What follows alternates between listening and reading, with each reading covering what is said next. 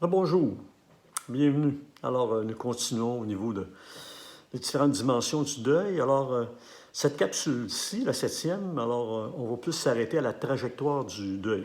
On a parlé précédemment du mouvement du deuil, donc de l'attachement au détachement.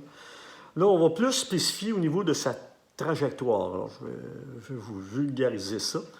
Je vous donne ces notions-là pour que vous puissiez, en fait, vous situer. Je vous disais quand on perd quelqu'un, on perd nos repères.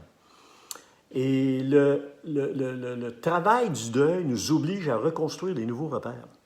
C'est comme si le deuil nous obligeait, d'une certaine façon, à nous réinventer, à nous reconstruire. Et pour ça, on a besoin de repères.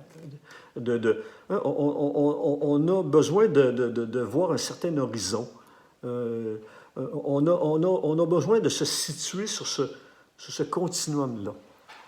Donc, alors, trajectoire du deuil. Trajectoire du deuil, en fait, c'est la journée où on perd quelqu'un, puis qu'évidemment le deuil s'installe, ce processus-là s'installe. Vous allez remarquer, puis vous le vivez sûrement, que les premiers temps, les premières semaines, l'histoire de l'autre nous envahit. Alors, plein de souvenirs, des bons, des moins bons, ça peut être des anecdotes. Puis même des fois, on va faire un effort pour aller chercher ces éléments-là. Hein?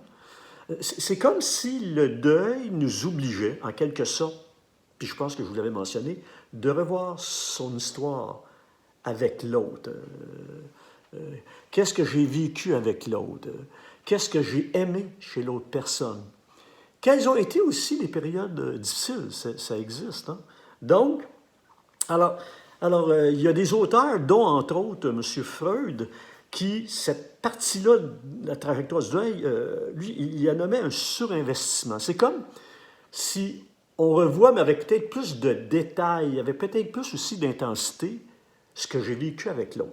Hein? Donc, alors c'est comme si je m'en vais à la phase d'attachement pour réellement aller vers le détachement. Donc, alors, surinvestissement, après ça, il y a comme un, vous savez, ce mouvement-là de détachement, on pourrait appeler ça aussi un désinvestissement. C'est-à-dire que toute l'énergie que j'ai mobilisée, que j'ai engendrée, que j'ai construite par rapport à l'autre, c'est comme si je reprenais cette énergie-là. Et l'exemple qui me vient en tête, vous savez, quand on a été aidant naturel, puis d'autant plus qu'on a aidé notre compagnon, notre compagne, la personne chère, on l'a accompagné tout au long de ses derniers moments de vie, bien, notre temps, notre construction du temps était conditionnée par rapport à toute l'aide et l'appui, le soutien qu'on avait à l'autre personne qui était en fin de vie. Donc, à ce moment-là, on ne questionnait pas le sens de notre vie. On se lève le matin, puis il y a ça à faire, il y a ça à faire, la personne a besoin de telle aide, telle aide. La personne décède. Et c'est là le grand, je dirais quasiment vacuum. C'est là l'absence qui se fait sentir d'une façon tellement importante et le vide qui s'installe. Parce que quand la personne était vivante, ben on était concentré, on avait toute notre attention. On était dans l'action, dans l'agir, pour pas dire dans l'adrénaline. La personne n'est plus là. Alors cette énergie-là qui était canalisée nous revient.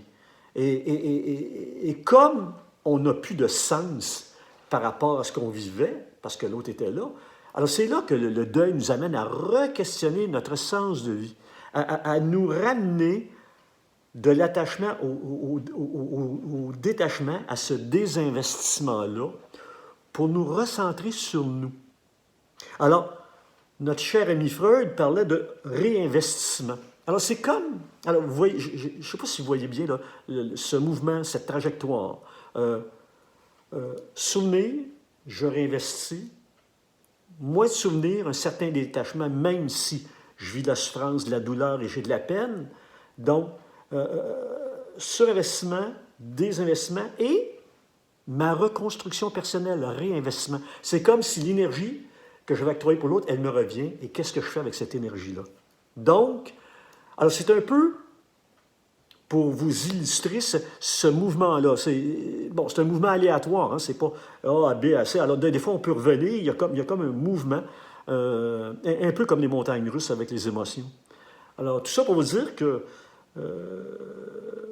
vous avez bien raison de vous dire que vivre un deuil, c'est extrêmement difficile.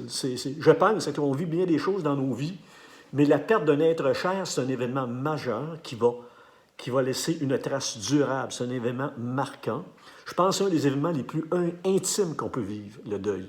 Donc, mais en vous disant aussi qu'on s'en sort. La majorité des gens, on va sortir de là. Et puis peut-être même, ça va peut-être vous étonner, mais avec peut-être quelque chose de plus. Donc, à partir d'une perte, d'un moins, on peut peut-être aller chercher du positif. Alors, me réinvestir moi-même comme personne, me reconstruire, me retrouver, évidemment par une série de questions. Donc, alors, mouvement du deuil, trajectoire du deuil.